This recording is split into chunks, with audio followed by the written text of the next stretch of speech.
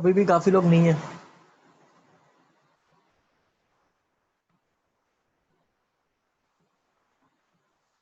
ठीक है, हम लोग चैप्टर स्टार्ट कर रहे हैं इलेक्ट्रोकेमिस्ट्री। आवाज आ रही है आप लोगों को? बारिश आ रही है, नेटवर्क इश्यूज हो सकते हैं। आवाज आ रही है? मैसेज।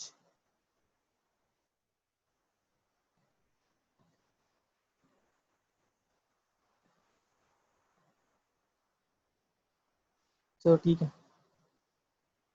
ओके, चैप्टर स्टार्ट कर रहे हैं इलेक्ट्रोकेमिस्ट्री। इसके पहले वाला चैप्टर हमारा हो गया है। ठीक है, मैंने एक न्यूमेरिकल बोला था आप लोगों को, वो देखा क्या किसी ने? तो लास्ट में डिस्कस कर लेंगे इसको लेके। फिलहाल तो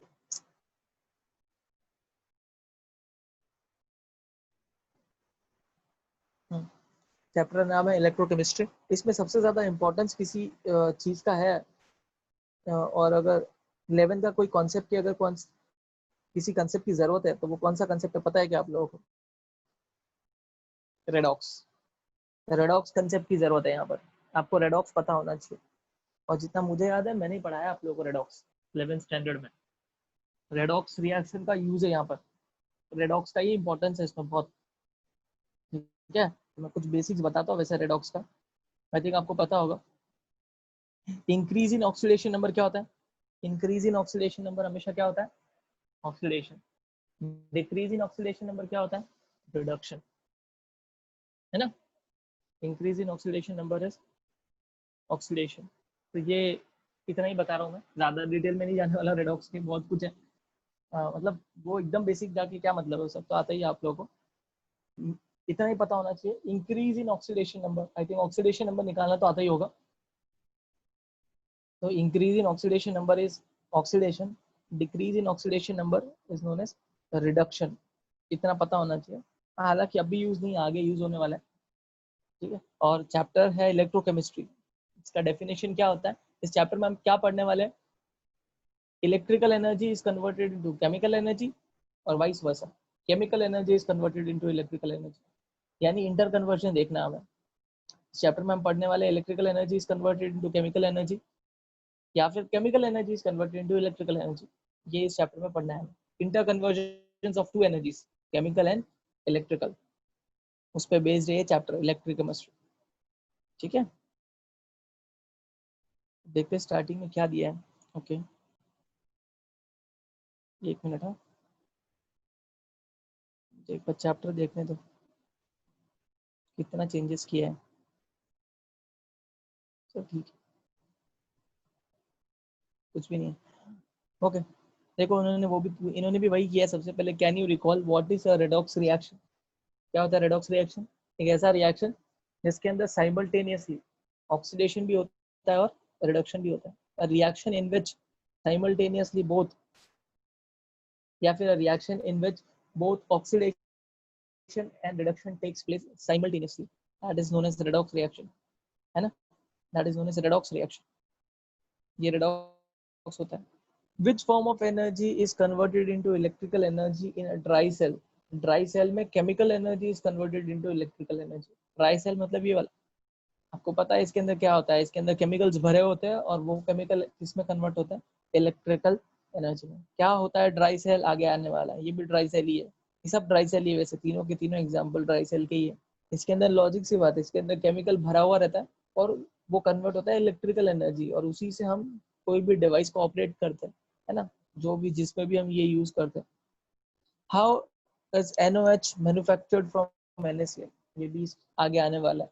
जैसे ये 11th का वापस, how NaOH is manufactured from NaCl, ये भी आपके 11th स्टैंडर्ड में ही है। इलेक्ट्रोलाइसिस से होता है ये। आगे इनफैक्ट आएगा तब मैं आपको बताऊंगा भी कि how is NaOH manufactured from NaCl। अगर मैं आपको ऊपर से बताऊँ थोड़ा सा, तो थोड़ा बहुत आप ये आइडिया देता हूँ, रफ है एकदम, डिटेल में नहीं। कैसे बनता है देखो। बिल्कुल यार।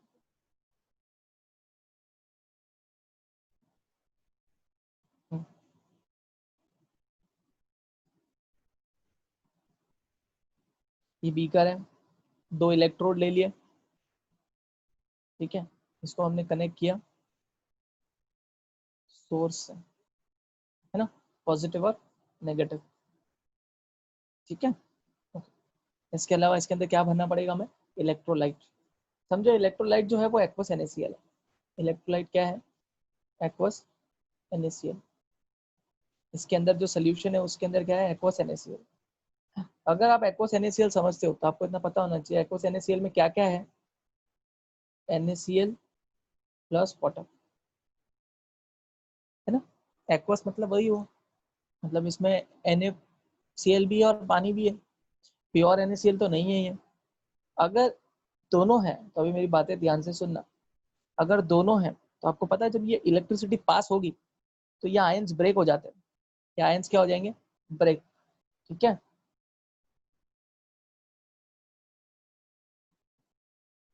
ओके। ये ब्रेक होंगे तो आपको पता है NaCl ब्रेक होगा तो क्या बनेगा? Na plus Cl minus. Water break होगा तो क्या बनेगा? H plus OH minus. अब आगे जाके आप पढ़ोगे, आगे जाके आप पढ़ोगे, आपको इतना तो पता ही है कि ये दोनों पॉजिटिव आयंस है, ये दोनों नेगेटिव आयंस है। ये कौन से इलेक्ट्रोड के पास जाने वाले? नेगेटिव इलेक्ट्रोड के पास। ये कौन से इलेक्ट्रोड के पास जाएंगे? पॉजिटिव इलेक्ट्रोड के पास। फिलहाल मैं कैथोड और एनोड वर्ड यूज नहीं कर रहा हूँ, ठीक है? आपको बाद में समझ में आएगा क्यों नहीं यूज किया।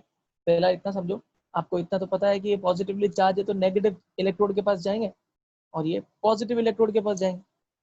अब बात यह है कि नेगेटिव इलेक्ट्रोड के पास दो लोग जा रहे हैं, Na प्लस और H प्लस, है ना? Na प्लस भी जा रहा है वहां पर और H प्लस आयंस भी जा रहे हैं वहां पर। अब प्रॉब्लम ये है कि ये किसको लेगा? अब देखो, पहली बात तो आपको ज्यादा डिटेल तो नहीं बता रहा, मैं ऊपर ऊपर से बता रहा हूँ। इलेक्ट्रोड का काम क्या होता है? इलेक्ट्रोड हम डिटेल में पढ़ेंगे आगे। इलेक्ट्रोड का काम होता है या तो इलेक्ट्रॉन लेना या इलेक्ट्रॉन देना, ठीक है? जो जो बोल रहा हूँ फिलहाल सुनते जाओ। इलेक्ट्रोड का काम क्या होता है? इलेक्ट्रोड आप सबको पता होगा, that is cathode and anode, right? तो वो जो इलेक्ट्रोड होते हैं उनका काम क्या होता है? इलेक्ट्रॉन देना और इलेक्ट्रॉन लेना, ये दोनों काम होते हैं उसके, और उसको हम बोलते हैं डिस्चार्ज करना। इलेक्ट्रॉन दे रहा है तो उसको भी हम बोलते हैं डिस्चार्ज, डिस्चार्जिंग। इलेक्ट्रॉन अगर ले रहा है तो भी उसको बोलते हैं हम डिस्चार्जिंग। डिटेल में आगे आएगा, डिटेल में क्या यही आने वाला है, बट अभी इतना ज्यादा समझ में नहीं आएगा, ठीक है? इलेक्ट्रोड का काम क्या होता है? या तो इलेक्ट्रॉन देना या इलेक्ट्रॉन लेना। तो आप देख सकते हो ये तो पॉजिटिवली चार्ज है, तो ऑब्वियसली इसको तो इलेक्ट्रॉन देगा ना, क्योंकि इसमें इलेक्ट्रॉन की कमी है, इसमें इलेक्ट्रॉन की कमी है। तो जब ये जिस इलेक्ट्रोड के पास जा रहे हैं कौन है? नेगेटिव। तो नेगेटिव इलेक्ट्रोड इनको इलेक्ट्रॉन देगा, नेगेटिव इलेक्ट्रॉन इसको इनको इलेक्ट्रॉन देगा। अब बात आती है किसको इलेक्ट्रॉन देगा? Na प्लस को कि H प्लस को? दोनों के बीच में फाइट चल रही है, इन दोनों में से कौन जीतेगा ये कॉम्पिटिशन? तो यहाँ पर आंसर है H प्लस जीतेगा, H प्लस जीतेगा। कैसे पता चला? आपको आगे समझ में आ जाएगा ऐसे कैसे हुआ, आगे समझ में आएगा, ठीक है? इन दोनों में से वो किसको सिलेक्ट करता है, मैं आपको अभी ज्यादा आइडिया नहीं दे रहा हूँ, इतना बता देता हूँ। इन दोनों में से जीतेगा फिलहाल के लिए H प्लस। अगर H प्लस जीतेगा तो ऑब्वियसली H प्लस इलेक्ट्रॉन लेगा और किस में कन्वर्ट हो जाएगा? H में। वैसे एक और H आएगा और वो भी क्या बन जाएगा? एक और H प्लस एक इलेक्ट्रॉन लेगा और H बन जाएगा, और दो H आपस में जुड़ के क्या बन जाएंगे? H2, hydrogen gas. Similarly positive electrode के पास, पॉजिटिव इलेक्ट्रोड के पास भी दो लोग जा रहे हैं, Cl माइनस और OH माइनस, है ना? वहां पर भी नेगेटिवली आयंस, दो आयंस जा रहे हैं, नेगेटिव है। Cl माइनस भी जा रहा है और OH माइनस भी जा रहा है, सिंपल आपस वही बात। अब यहाँ आप देख सकते हो, यहाँ पर इलेक्ट्रोड का काम है इलेक्ट्रॉन खींचना, यहाँ पर इलेक्ट्रोड का काम है इलेक्ट्रॉन खींचना, क्योंकि इनके पास इलेक्ट्रॉन एक्स्ट्रा है, इनके पास एक्स्ट्रा इलेक्ट्रॉन है, तो यहाँ पर इलेक्ट्रोड इलेक्ट्रॉन खींचेगा। अब इलेक्ट्रॉन किसका खींचेगा? वापस बात यही आती है। तो अभी के लिए मैं आपको बता देता हूँ, Cl माइनस का इलेक्ट्रॉन खींचेगा, Cl माइनस का इलेक्ट्रॉन खींचेगा। अगर Cl माइनस का इलेक्ट्रॉन खींचेगा, पीछे बच कौन गए? अगर आप ध्यान से देखो तो पीछे बच कौन गए सोल्यूशन में? यहाँ से बच गया था Na प्लस और यहाँ पे बच गया था OH माइनस, है ना? क्योंकि Cl माइनस तो इसके तो इलेक्ट्रॉन खींच लिया, इसका इलेक्ट्रॉन खींचेगा तो फाइनली ये किसमें कन्वर्ट हो जाएगा? Cl2। तो ये बाहर निकल जाएगा गैस के फॉर्म में, क्लोरीन गैस के फॉर्म में, ये हाइड्रोजन गैस के फॉर्म में बाहर निकल जाएगा। तो पीछे बचा कौन एक्चुअली सोल्यूशन में? Na plus OH minus. इन दोनों कंबाइन होकर क्या बन जाएंगे? NaOH। इन दोनों कंबाइन होकर क्या बन जाएंगे? NaOH। समझ में आया कि मैंने क्या बताया?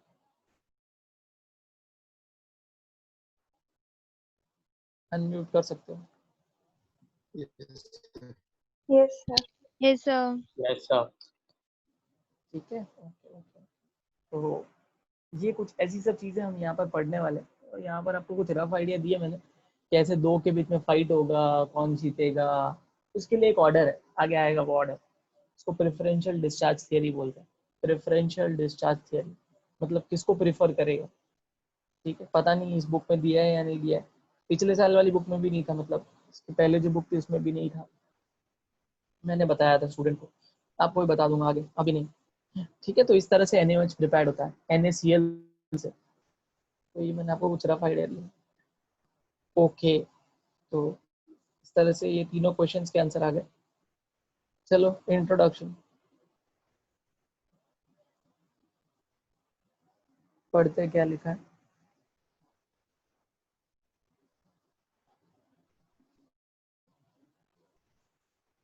वही लिखा है, इसका आंसर दिया है ना, इसमें कुछ खास नहीं है, आप देख सकते हो कि क्या लिखा है फाइनली लास्ट में, क्या लिखा है, dry cell does in a dry cell, in a dry cell chemical energy is converted into electrical energy. तो मैं बता चुका हूँ आपको, मैं बता चुका हूँ आपको, है ना। बाकी कुछ इंपॉर्टेंट नहीं है यहाँ पर, थियोरेटिकल है।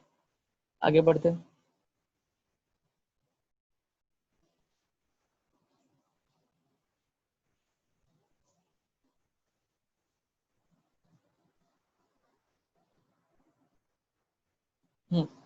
अब वापस क्या लिखा है इन्होंने, एक और चीज कि you are familiar with the electrolysis of a solution of ions, है ना। इलेक्ट्रोलाइसिस आप सबको पता होगा ही, भाई स्कूल से पढ़ते हो कि अभी जो बताया था वही हुआ ना, NaCl और वाटर दोनों थे।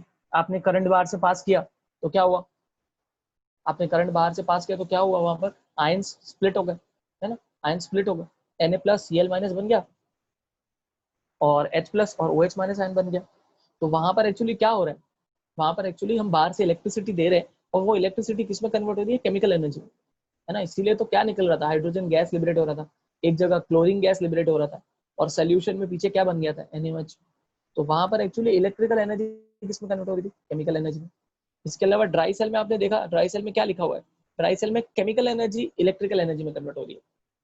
और अब जो मैं बता रहा हूँ इलेक्ट्रोलाइसिस में, इलेक्ट्रोलाइसिस में क्या होता है, electrical energy is converted into chemical energy, है ना। इसीलिए आप देख सकते हो इलेक्ट्रोकेमिस्ट्री का डेफिनेशन क्या लिखा है, देखो, electrochemistry is the area of chemistry which is concern with the inter conversion of chemical and electrical energy. ये डेफिनेशन आया तो आप ये देख सकते हो, मैंने भी आपको शुरुआत में यही बताया, आपको इंटर कन्वर्जन पढ़ना है ना। Chemical energy is converted into electrical energy and electrical energy is converted into chemical energy. आपको पूरा चैप्टर में ये दो एस्पेक्ट पढ़ना है ना। समझ में आ गया, ठीक है। अब तक तो कुछ हाँ खास सर। आया नहीं। ओके, पूरे चैप्टर में मैं आपको ऊपर ऊपर से कुछ आइडिया देता हूँ कि क्या पढ़ने वाले पूरे चैप्टर में, वही बताएं। तो एक्चुअली चैप्टर में पढ़ेंगे हम, एक तो पढ़ेंगे हम इलेक्ट्रोकेमिकल सेल, इलेक्ट्रोकेमिकल सेल, और एक हम पढ़ेंगे इलेक्ट्रोलाइटिक सेल। एक इलेक्ट्रोकेमिकल सेल है, मैंने पूरा नहीं लिखा है, और एक हम पढ़ेंगे इलेक्ट्रोलाइटिक सेल। तो यही ध्यान रखना, इलेक्ट्रोलाइटिक सेल में क्या होगा, नाम से पता चला, अभी इलेक्ट्रोलाइसिस क्या होने वाला है इसके अंदर, electric energy is converted into chemical energy. Electrolytic cell में क्या होगा, कन्वर्जन पता होना चाहिए आपको। इलेक्ट्रोलाइटिक सेल में electric energy is converted into chemical energy, while electrochemical cell में क्या होता है, इलेक्ट्रोकेमिकल सेल में इसका उल्टा है, उसमें chemical energy is converted into electrical energy. Example is dry cell, example is dry cell. Dry cell क्या है, आगे आएगा। तो दो एस्पेक्ट है चैप्टर के, एक है इलेक्ट्रोकेमिकल सेल और एक है इलेक्ट्रोलाइटिक सेल, ठीक है। उसी तरह से हम पढ़ेंगे, देखते क्या लिखा है आगे। ओके, हाँ, उसके बाद देखो नेक्स्ट पैराग्राफ में लिखा है, it also deals with the resistance and conductance of aqueous electrolytic solutions. Obviously chapter में हम क्या पढ़ने वाले हैं, रेजिस्टेंस पढ़ेंगे, कंडक्टेंस क्या होता है वो पढ़ने वाले हैं। The determination of conductivities of the aqueous electrolytic solution provide an information on the extent of ionization of electrolyte in water। ठीक है, वो तो कुछ नहीं। चैप्टर में हम पढ़ने वाले आगे कंडक्टेंस करके, बहुत इंपॉर्टेंट टॉपिक है कंडक्टेंस, आगे आएगा कंडक्टेंस। ये दिखा है, the study of electrochemical cell is important in science and technology, ठीक है।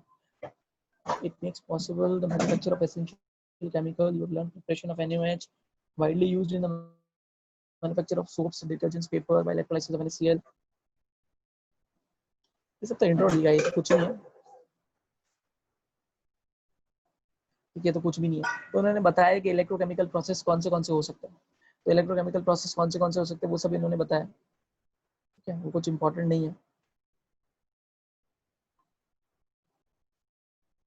फिर देखो क्या लिखा है, स्टैंडर्ड 11 तब तक तो कुछ कंसेप्ट आया नहीं, सिर्फ इंट्रो है ये तो, है ना, अब तक तो कुछ कंसेप्ट नहीं आया। इन 11th स्टैंडर्ड रेडॉक्स के बारे में पढ़ा है, और रेडॉक्स इस चैप्टर का बेसिस है, ठीक है। इनफैक्ट हमने जब रेडॉक्स रिएक्शन पढ़ा था ना, तो लास्ट में आपने देखा होगा 11th स्टैंडर्ड में ही उन्होंने ई सेल निकालना सिखाया था। ई सेल मुझे याद है, रेडॉक्स में हमने ई सेल निकाला था वहाँ पर 11th स्टैंडर्ड में। ई सेल का फॉर्मूला बनता था ई कैथोड माइनस ई एनोड, हालांकि शायद इसमें भी होगा, बट मुझे लगता नहीं होगा, बिकॉज रीजन ये है कि शायद 11th में उन्होंने डाल दिया था वो टॉपिक, यहाँ उन्होंने गायब कर दिया होगा। आई होप हो तो ज्यादा अच्छा है, नहीं है तो मैं सिखा दूंगा वापस, क्योंकि भूल गए होंगे कुछ लोग तो, आई थिंक गायब कर दिया होगा।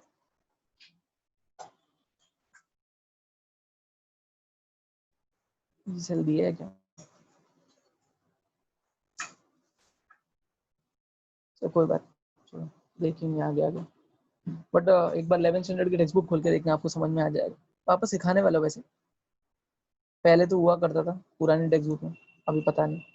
ओके, तो आप देख सकते हैं यहाँ पे क्या लिखा है, इलेक्ट्रोकेमिकल सेल का शायद डेफिनेशन लिखा है। इलेक्ट्रोकेमिकल मैंने अभी बताया था आपको, इलेक्ट्रोकेमिकल का मतलब क्या होता है, chemical energy is converted into electrical energy. तो यहाँ पे क्या लिखा है, redox reaction forms the basis for the generation of electricity by chemical reactions, and also for the chemical reaction brought out by the means of electricity. These processes are carried out in an electrochemical cell. तो इन्होंने indirectly लिखा है, electrochemical cell का definition क्या होगा, cell in which chemical energy is converted into electrical energy is known as electrochemical cell, ठीक है। उसके बाद क्या लिखा है, कुछ भी नहीं है सर, ठीक है, ये सब इंट्रो है। यहाँ से चालू करते टॉपिक इलेक्ट्रिक कंडक्शन। तो इलेक्ट्रिक कंडक्शन से मेन टॉपिक चालू करते हैं, इलेक्ट्रिक कंडक्शन। अब एक्चुअली इसमें दो चीजें आने वाली है इलेक्ट्रिक कंडक्शन में, एक आएगा मेटालिक कंडक्शन और एक आएगा आयनिक कंडक्शन। इसके बीच का डिस्टिंग्विश बिटवीन इंपॉर्टेंट है, अभी शायद नहीं दिया होगा, हाँ नहीं दिया है, कोई बात। Okay, electric conduction, we know that the electric current represent a charge transfer. हम सबको पता है इलेक्ट्रिसिटी, हम इलेक्ट्रिसिटी का बेसिस क्या होता है, चार्ज ट्रांसफर, है ना।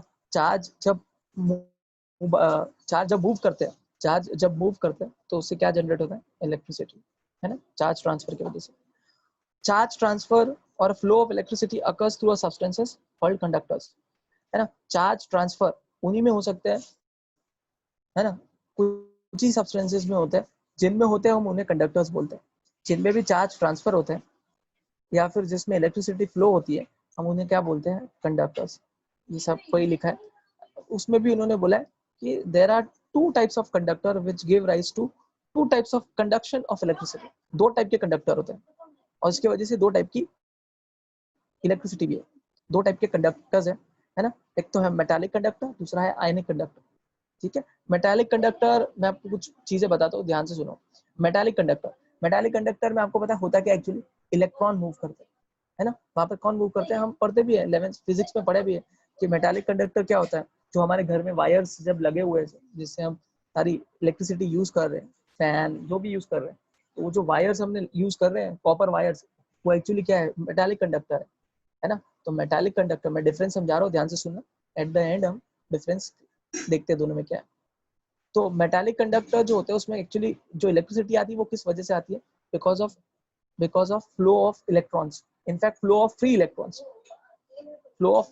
की वजह से इलेक्ट्रिसिटी आती है मेटालिक कंडक्टर में। अब आयनिक कंडक्टर की बात करते हैं, आयनिक कंडक्टर में इलेक्ट्रिसिटी किस वजह से आती है, आयनिक कंडक्टर में भी तो मैंने बोला था ना आपको कि chemical energy is converted into electrical energy.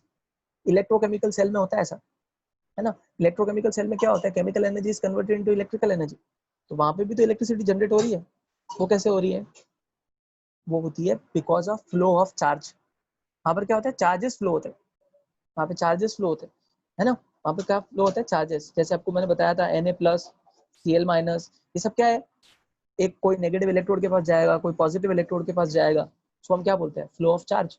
वहां पे इलेक्ट्रॉन की वजह से नहीं होता है, वहां पे इलेक्ट्रॉन की वजह से नहीं होता है, वहां पे किसकी वजह से होता है, फ्लो ऑफ चार्ज की वजह से।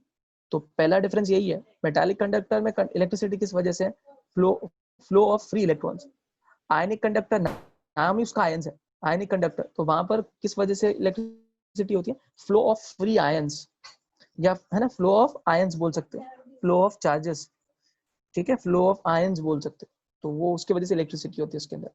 दूसरा डिफरेंस देखो, सबसे बड़ा डिफरेंस है केमिकल चेंज। आप देखो, आपके घर पे, अब सबके घर पे वायर्स है, राइट, मेटालिक कंडक्टर्स। आपने कभी ऐसा ऑब्जर्व किया है कि इलेक्ट्रिसिटी फ्लो होने के बाद कॉपर वायर सिल्वर में कन्वर्ट हो गया? ऐसा तो होता नहीं है। ऐसा होता तो फिर तो अलग ही बात हो जाती है ना। तो केमिकल चेंज नहीं होता है किसके अंदर? मेटालिक कंडक्शन में। मेटालिक कंडक्शन में there is no chemical change, वहां पर कोई भी केमिकल चेंज नहीं आता है। जैसा कॉपर है, क्या कॉपर वैसा का वैसे ही रहने वाला है। आयनिक कंडक्टर में देखोगे तो there is a chemical change. आप देख सकते हो, आपने NaCl लिया था, आपने जब लिया था, या फिर NaCl भूल जाओ, वो तो इलेक्ट्रोलाइटिक सेल है ना, वो तो इलेक्ट्रोलाइटिक सेल है। आगे आप देखोगे जो ड्राई सेल होता है, ड्राई सेल, उसमें हम यूज करते हैं कॉपर और जिंक। उसके अंदर क्या यूज करते हैं? कॉपर और जिंक यूज करते हैं। तो अगर आप उसमें देखोगे ना, तो उसमें क्या होता है, एक जगह पर कॉपर डिपॉजिट होता है, एक जगह पर कॉपर डिपॉजिट होता है, ठीक है। तो उसमें अगर आप, या फिर आप आगे देखोगे तो आपको पता चलेगा, वैसे अभी नहीं समझ में आएगा, तो इलेक्ट्रोकेमिकल सेल में क्या होता है, वहां पर केमिकल चेंजेस होते हैं, वहां पर केमिकल चेंजेस होते हैं, ठीक है, उसमें केमिकल चेंजेस होते हैं, आप आगे देखोगे कि ऐसा कुछ भी मेटालिक कंडक्शन में ऑब्जर्व नहीं किया गया है। तीसरी चीज अगर आपने स्कूल से ही पढ़ा है कि इलेक्ट्रिकल कंडक्शन के अंदर एक लॉ यूज होता है, दैट इज ओम्स लॉ। सबको पता है, उसमें एक लॉ यूज होता है, that is Ohm's law, and that is V is equal to IR, V is equals to IR, है ना। तो मेटालिक कंडक्टर्स जो होते हैं वो लोग एक लॉ को फॉलो करते हैं, that is Ohm's law. Ionic conductors इस लॉ को फॉलो नहीं करता, आयनिक कंडक्टर्स इस लॉ को फॉलो नहीं करता है। आयनिक कंडक्टर एक दूसरे लॉ को फॉलो करता है जिसका नाम है फैराडेज लॉ, इसका नाम है फैराडेज लॉ। इनफैक्ट ये आगे डिटेल में आने वाला है फैराडेज लॉ। इसके दो लॉज है, Faraday's first law and Faraday's second law. ये पढ़ना हमें एट द एंड में आएगा चैप्टर के, ठीक है। तो ये तीन डिफरेंसेस मैंने आपको बता दिए। और अगर आपको बोले कि दोनों में से फास्ट कंडक्शन कौन है, ऑब्वियसली मेटालिक कंडक्शन ज्यादा फास्ट है, आयनिक कंडक्शन इतना फास्ट नहीं होता है। ये कुछ डिफरेंसेस है, समझ में आया? तो मैंने आपको क्या बोला, इन दोनों के बीच में ये डिफरेंसेस है। क्लियर है? क्या बोला, किसी को कोई डाउट है क्या? No doubt sir. No doubt sir. ठीक है, तो ये सब है इसमें। अब देखते हैं इसमें क्या लिखा है। मैंने तो बता दिया सब कुछ, इसमें क्या लिखा देखते हैं। पढ़ो, मैं भी पढ़ रहा हूँ क्या लिखा है।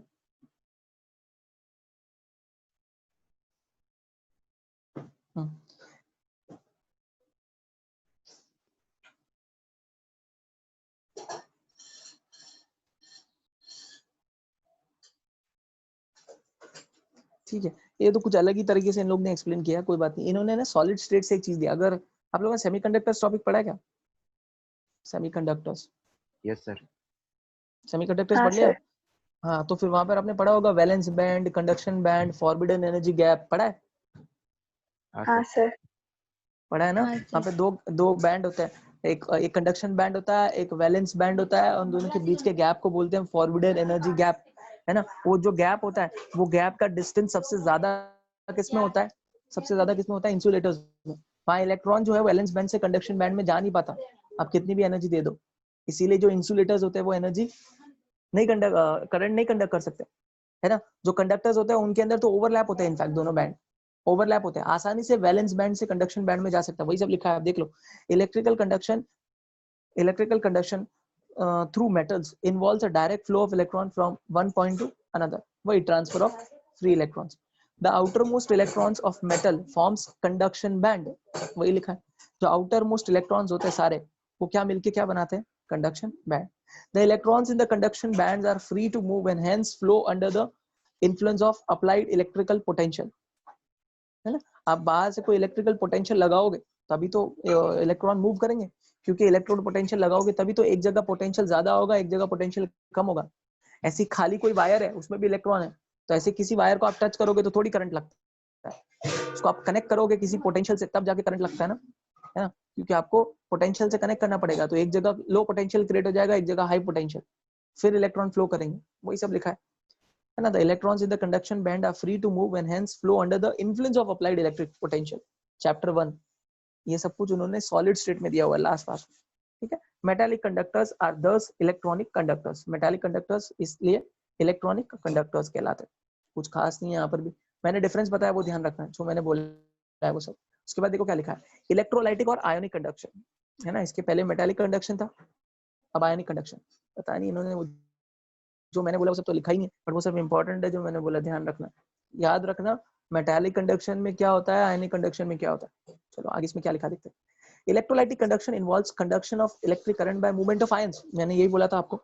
यहाँ पर क्या होता है, मूवमेंट ऑफ आयंस, वहां पर क्या है, movement of free electrons, movement of ions of the electrolyte. In this type of conduction, the charge transfer occur in the form of movement of ions through molten electrolytes or in the aqueous solution of electrolytes। अब ये क्या होता है, अब molten पता ही होगा आपको, देखो मैंने आपको थोड़ी देर पहले बताया था NaCl, तो दो टाइप का इलेक्ट्रोलाइसिस कराया जा सकता है, एक होता है मोल्टन NaCl, मोल्टन NaCl, एक होता है एक्वस NaCl। क्या डिफरेंस है, ये डिफरेंस है कि मोल्टन NaCl प्योर NaCl, इसमें पानी है ही नहीं। जब आप मोल्टन NaCl का इलेक्ट्रोलाइसिस कराओगे तो ऑब्वियसली उसमें क्या आयंस मिलेंगे आपको, जब डिसोसिएट होंगे तो Na+ और Cl-।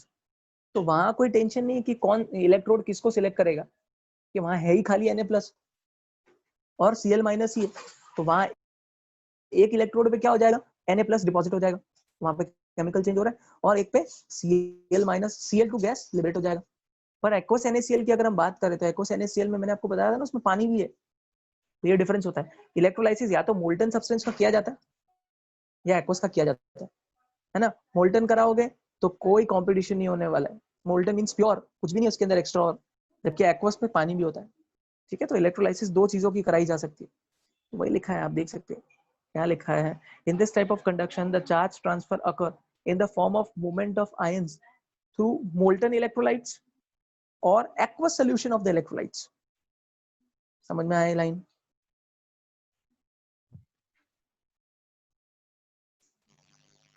Yes, sir. ठीक है, देखो चैप्टर जब स्टार्ट हुआ है तो इतना ज्यादा ये थोड़ा अलग है, एकदम से कुछ कंसेप्ट अब तक आया नहीं है, सुनते जाओ।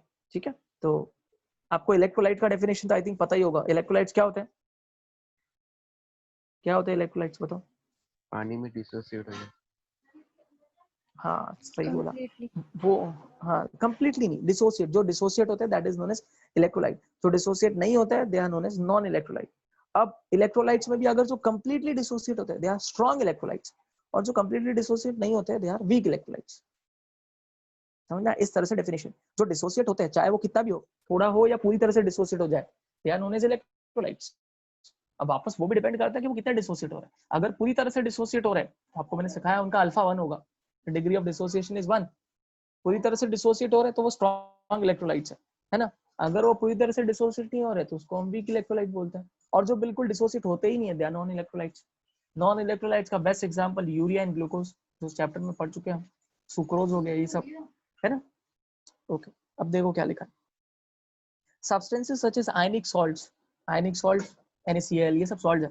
NaCl बेस्ट एग्जांपल है, NaCl KCl कोई भी सॉल्ट ले लो, है ना। स्ट्रॉन्ग और वीक एसिड्स, कोई भी स्ट्रॉन्ग एसिड ले लो वो भी पूरी तरह से डिसोसिएट होते हैं।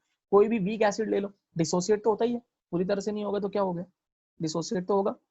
And base are electrolytes. तो इलेक्ट्रोलाइट कौन कौन होते हैं, सॉल्ट्स, सॉल्ट्स इलेक्ट्रोलाइट होते हैं। इसके अलावा strong acid, weak acid, strong base, weak base, ये सब क्या है, इलेक्ट्रोलाइट्स। इनको हम इलेक्ट्रोलाइट की तरह यूज कर सकते हैं। These dissociate into ions when dissolved in polar solvent such as water. Ionic solids dissociate into ions in molten state as well. Ionic solid, अब ये लाइन क्या है, ये लाइन आपको अभी समझ में नहीं आएगी, ये सॉलिड स्टेट चैप्टर में आप पढ़ोगे ना तो सॉलिड स्टेट में आपको पता चलेगा कि बहुत तरह टाइप के सॉलिड्स होते हैं। ठीक है, आयनिक सॉलिड्स, कोवेलेंट सॉलिड्स, ऐसे बहुत सारे सॉलिड्स होते हैं। उसमें से एक सॉलिड है जिनका नाम है आयनिक सॉलिड। स्टेटमेंट इंपॉर्टेंट है, ionic solids dissociate into ions in molten state as well.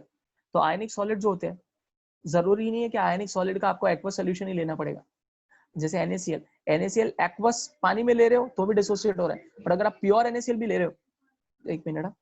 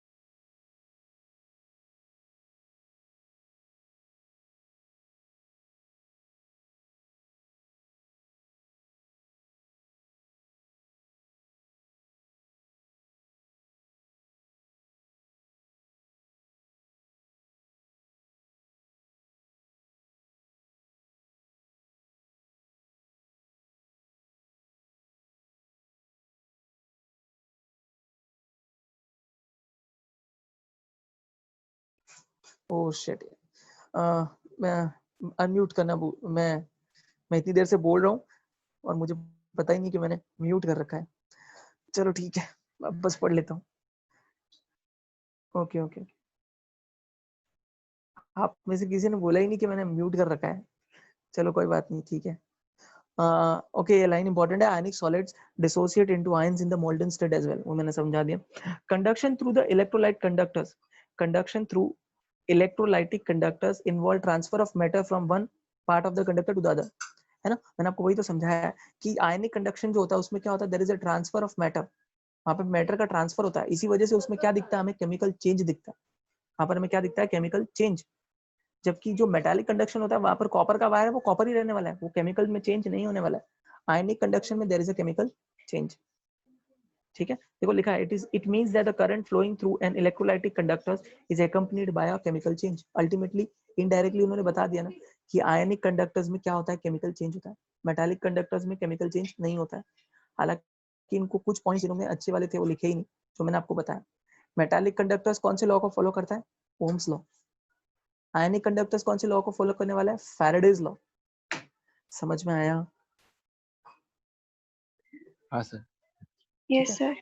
इन सारी चीजों का ध्यान रखना। एक डिफरेंस होता है, वो डिफरेंस याद रखना। जैसे मैंने बोला, आयनिक कंडक्शन और मेटालिक कंडक्शन का डिफरेंस पता होना चाहिए। क्या डिफरेंस है? पहले वाला पॉइंट क्या लिखोगे, इलेक्ट्रिसिटी इज क्रिएटेड और electricity is due to.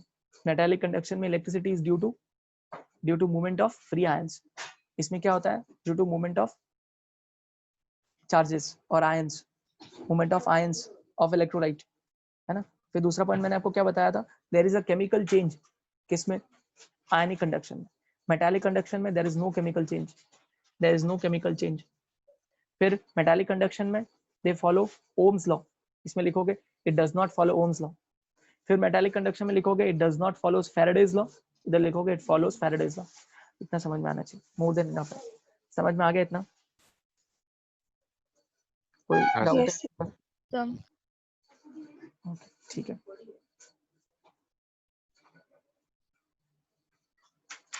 Tries बाद में देखेंगे, अभी यहाँ पे देखते आगे आगे जाते हैं और क्या लिखा है। तो इन्होंने डेफिनेशन दिया है, इलेक्ट्रोलाइट्स क्या होता है, नॉन इलेक्ट्रोलाइट्स क्या होता है, स्ट्रॉन्ग इलेक्ट्रोलाइट्स क्या होता है, वीक इलेक्ट्रोलाइट्स क्या होता है। मैंने आपको बता दिया। इनफैक्ट आपने यही बोला, अगर किसी सॉल्वेंट में आप कोई सोल्यूट डाल रहे हो और वो सोल्यूट अगर वो सोल्यूट क्या हो जाए, डिसोसिएट हो जाए, तो उसको हम इलेक्ट्रोलाइट बोलेंगे। अगर वो डिसोसिएट नहीं होता है, that is known as non electrolyte. और अभी जो डिसोसिएट हो रहा है, अगर वो पूरी तरह से डिसोसिएट हो गया, तो उसको हम बोलते हैं स्ट्रॉन्ग इलेक्ट्रोलाइट्स। स्ट्रॉन्ग इलेक्ट्रोलाइट कौन कौन होता है, स्ट्रॉन्ग इलेक्ट्रोलाइट कौन होगा, सॉल्ट्स। सॉल्ट्स हमेशा, सारे के सारे सॉल्ट्स हमेशा पूरी तरह से डिसोसिएट होते हैं, उनका अल्फा हमेशा 1 होता है। स्ट्रॉन्ग एसिड्स, ये भी स्ट्रॉन्ग इलेक्ट्रोलाइट। स्ट्रॉन्ग बेसिस, ये भी स्ट्रॉन्ग इलेक्ट्रोलाइट। वीक में कौन आने वाले हैं, weak acids and weak bases, ठीक है। अब देखते हैं इन्होंने क्या लिखा है। या फिर इलेक्ट्रोकेमिस्ट्री के लैंग्वेज में बोले तो इलेक्ट्रोकेमिस्ट्री के लैंग्वेज में आप ऐसा भी बोल सकते हो कि अगर समझो आपने बीकर लिया, बीकर के अंदर आपने इलेक्ट्रोलाइट बनाया, मतलब पानी डाला और पानी के अंदर आपने सल्यूट डाला, ठीक है। पानी के अंदर आपने सल्यूट डाला और आपने इलेक्ट्रोड लगा दिए और आपने उसको कनेक्ट कर दिया। अगर उसमें इलेक्ट्रिसिटी पास हो रही है, अगर उसमें इलेक्ट्रिसिटी पास हो रही है, इसका मतलब है आपने जो सॉल्यूट डाला था वो कैसा है, इलेक्ट्रोलाइट है। क्यों? क्योंकि उसने इलेक्ट्रिसिटी कंडक्ट की, उसने इलेक्ट्रिसिटी कंडक्ट की। ऐसा सॉल्यूट जो इलेक्ट्रिसिटी कंडक्ट कर सकता है, they are known as electrolyte. Obviously उसको अगर इलेक्ट्रिसिटी कंडक्ट करना है तो उसको आयंस में ब्रेक होना पड़ेगा, आयंस में ब्रेक होना पड़ेगा, तभी तो इलेक्ट्रिसिटी कंडक्ट होगी। और अगर आपने कोई सल्यूट डाला और वहां पे इलेक्ट्रिसिटी कंडक्ट नहीं हो रही है, वहां पे इलेक्ट्रिसिटी कंडक्ट नहीं हो रही है, इसका मतलब है कि वो लोग आयंस में ब्रेक हुए ही नहीं, आयंस में ब्रेक हुए ही नहीं, इसका मतलब वो नॉन इलेक्ट्रोलाइट है। तो इस तरह से भी डेफिनेशन बोली जा सकती है। देखो क्या लिखा है यहाँ पे, डेफिनेशन पढ़ते हैं। The conducting and non-conducting nature of solution can be identified by measurement of their conductivity. Sucrose and urea, मैंने आपको वही बोला, sucrose, glucose, sucrose and urea do not dissociate in their aqueous solutions. Their conductivities, the conductivities of these solutions are nearly the same as that of water. इनकी conductivity बिल्कुल पानी जितनी होती है, बिल्कुल पानी जितनी। These substances are called non-electrolytes, ठीक है। पानी जो होता है, मैं आपको बता दूं, पानी is not a good conductor. Water electrolyte नहीं है, वाटर कभी डिसोसिएट नहीं हो सकता। H+ और OH- में। पहले ही मैंने आपको बताया वाटर तभी डिसोसिएट हो सकता है जब वाटर इम्प्योर हो। अगर प्योर वाटर है ना तो वो डिसोसिएट नहीं होगा आसानी से, प्योर वाटर आसानी से डिसोसिएट नहीं होता है, ठीक है, तो ये ध्यान रखना। Okay, on the other hand substances like potassium chloride जो कि सॉल्ट है, acetic acid, sodium hydroxide, HCl dissociate in their aqua solutions, वो डिसोसिएट होते हैं। The conductivities of their aqua solutions are higher than that of water. उनकी conductivities पानी से ज्यादा होती है ना? They are called electrolytes. अच्छा, लेक्चर बंद हो सकता है, प्लीज आप वापस ज्वाइन कर लेना, ठीक है? These are called electrolytes. इसके बाद इसमें रुक जाओ।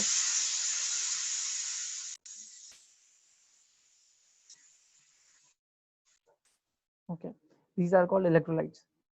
Electrolyte conduct electricity in molten state or when dissolved in water. हमें पता ही है इलेक्ट्रोलाइट, जो भी इलेक्ट्रोलाइट होंगे वो इलेक्ट्रिसिटी को कंडक्ट कर सकता है मोल्टन स्टेट में भी और एक्वा सॉल्यूशन में भी। वही लिखा ना, electrolytes conduct electricity in molten state और व्हेन डिसॉल्व्ड इन वाटर।